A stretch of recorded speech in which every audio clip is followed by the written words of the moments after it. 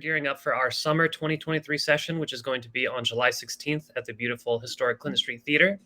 And today I'm talking with one of our participating filmmakers, Liam. Larriviere is the writer, director, and also one of the actors in Mary Lou's Cat. Liam, thank you so much for meeting with me today. Yeah, of course, a pleasure. So let's jump right in. What inspired you to make this movie? I was in a very on and off, very strenuous 2-year relationship with someone. And, while a lot of the times I thought, oh man, like this person, all these mistakes are happening. Right. And a lot of the times it feels like when you're in a tough situation like that or in a tough relationship, a lot of the time it feels like it's the other person that's doing all of the wrong things. And you're just like, God, like this Totally. sucks. But the more you kind of look at the situation, you realize we're both doing some pretty shitty things. And when I wrote this, we were actually living together, broken up, and I went to them and I said, hey, is it cool if I like write something, write a piece about kind of us and just to kind of encapsulate kind of our relationship. And at first they were pretty hesitant. They read it over and they were like, God, like what, this is so sad. And it just reminded, each one of us about a whole lot of shit that Right. neither one of us wanted to remember. But after some time, they read it again and they're like, this is actually really awesome. Go for it. Okay, wow. Well, yeah, while most of it is based off of conversations we had, I do take a couple liberties. Obviously, this didn't happen in one conversation. This happened over the Right. course of months. But that's the main thing I wanted to convey was that even if you see, oh, this is a protagonist, this is an antagonist, they're both people that make mistakes. Totally. Well, that's very interesting. I'm curious. I often talk with people who are putting bits of their own personal lives or their personal selves into this, but it seems like this is even much more personal, much more pertinent to your own life. What's that process like writing this kind of work? It was for a class originally that I took at the University of Texas at Austin, and the class kind of allowed us to. Everyone in the class had to write a short story and direct it, and we were always encouraged, be vulnerable if you want to. You don't have to, Right. but be vulnerable. So I was like, well, like I can't really think of anything else to write about because this was all going on currently in my life. So I was like, Right. well, this is the perfect thing to write about, and it had been really bothering me for a while, like just the whole relationship and how things were going. And it allowed me to take a step back and to look at the situation and realize that I was not that great of a partner, which happens, Uh, Totally. so writing it was, I think a lot of people when they write something personal, they like to say, oh, it was so hard. And it wasn't really that hard for me. I just kind of saw it as a piece of work, something that I wanted to express. I wasn't trying to, I'm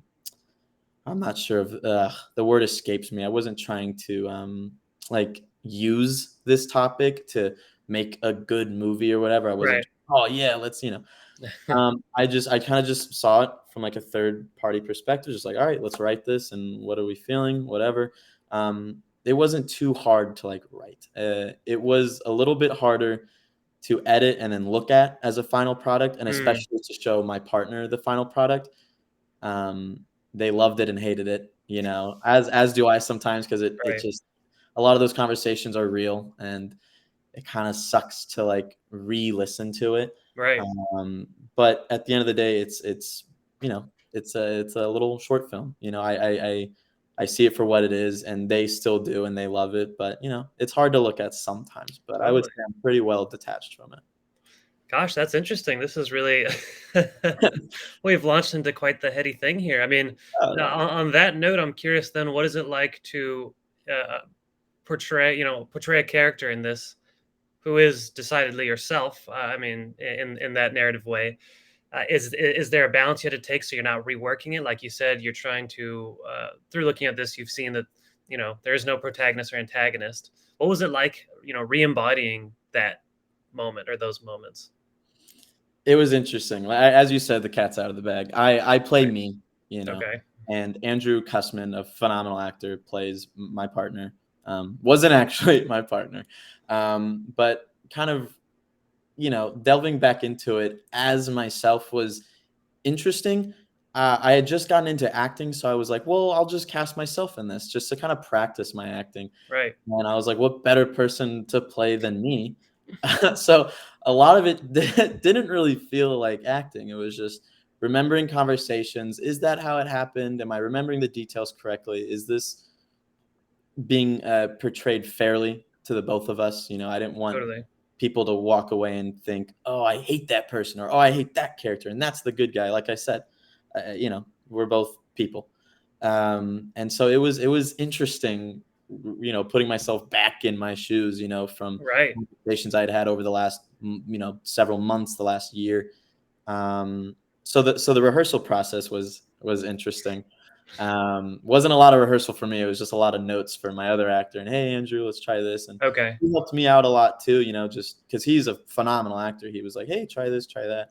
But a lot of it was just being me. It was, Interesting. which is weird to say, but Right. Well, and obviously with acting, one of the struggles is to truly embody the emotions of the character in the scene that you're portraying.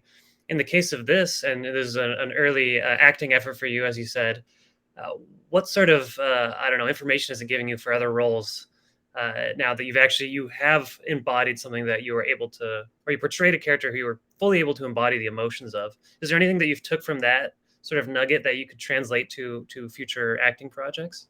Oh, absolutely, Zami. I still look at it, and I'm a very perfectionist kind of Hmm. person. I think, oh, I could have done that better. But at the end of the day, I am pretty happy with the role. It did help me understand overacting. That's Okay. a lot. I think a lot of actors struggle with is like over portraying emotions. Hmm. So a lot of my rehearsal was just kind of dumbing it down, not dumbing it down, but not having a lot of emotions be so obvious, Okay. Yeah. and just be a little more subtle with emotions. And so in roles, in future roles that I took after that, and in upcoming roles that I'm going to be a part of, it's really helped me kind of realize it's not about like big reactions or actions or what you say and how it looks. A lot of it, as long as it's subtle and you really, it sounds wrong, but as long as you say, if oh my goodness, I feel I'm just stumbling over my words. No worries. It's not about trying to, "Oh, I need to do this certain, action with my body." Just say the words and feel the emotions that you think. Don't think too hard about it. Right. A lot of sadness can be portrayed. You don't have to, and do all this with your Right. face. You can just say the words and feel how you felt previously when you're sad, and a lot of it will come off just fine. So a lot of, of the acting in Mary Lou's Cat did help me, um, become more subtle with my acting, and people like it. I've had acting professors and whatever tell me they really like the subtlety of my acting. So I think that has helped tremendously. Excellent. Well, yeah, I think that's very interesting insight, and something important to remember is that there is a lot of the I think the classic is searching for, oh, where's this, like the head turn, and but yeah, there is something very true to just say, like, just have the penetration of the eyes or whatever. Um, Interesting. And now I'm kind of curious too, because this is pulled from real life stuff, kind of real conversations truncated into a single event. There is, however, a sort of a narrative flow to your work where things are revealed in a filmic way, and you're starting to get more insights into the characters, and that okay, there's balance between both. Was that something that you consciously were trying to drive these real situations into something kind of narrative and something that had progress? What was that like? Yeah, yeah. So for the class that this film was originally for, my professor would, talk about, a lot of short films. They're not, I mean, you can have a beginning, a middle, and an end, but there's also a form of short film where it's just a little bite of life where you kind Right. of just get thrown into something and you get pulled out, and the viewer can take what they want from it. And so I wanted this to feel like a smoke break. I wanted us to just kind of be plopped into, oh, and we're here, and that's kind of how my character was, like, oh shit, just trying to enjoy my cigarette, and here we Right.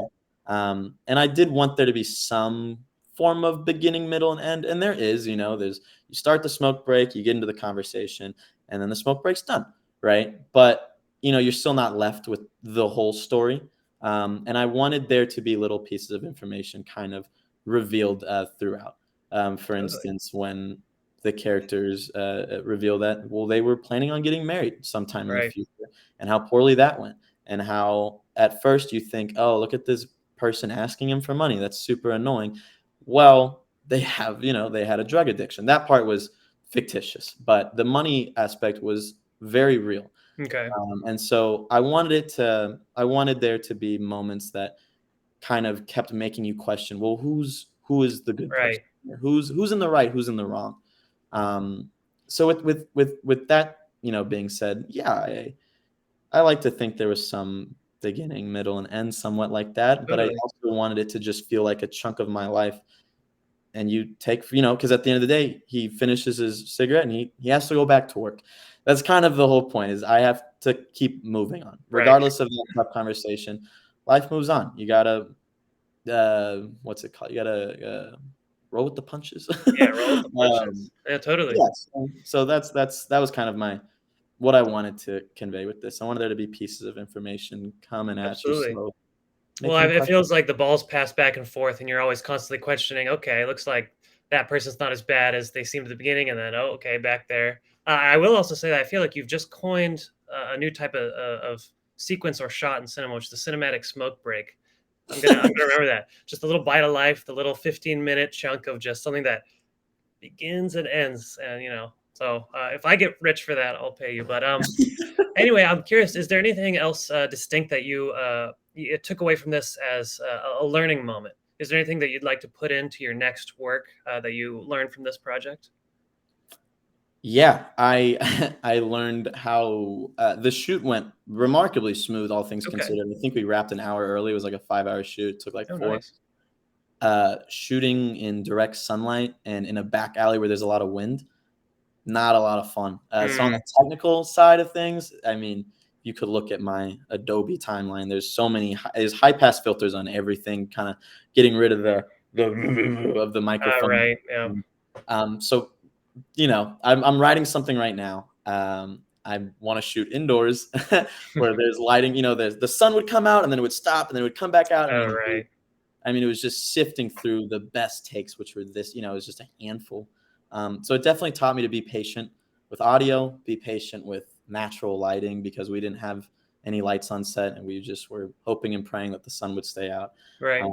So yeah, from a technical aspect, taught me to really keep, and I always do like keeping in mind sound, but being conscious of natural Yeah, factors such as totally. wind and sun. Yeah, taught me a great deal. Totally. Well, it seems like the like you said, the patience is such a good takeaway. All the stuff takes so much time, and rushing and forcing yourself into these small boxes is more often than not the primary issues that people cite from stuff that they'd like to change. Oh yeah. So tell me a little bit about this next project that you're working on. You have something that you're writing right now in the works that will be Yeah. indoors. Yes, yes, yes.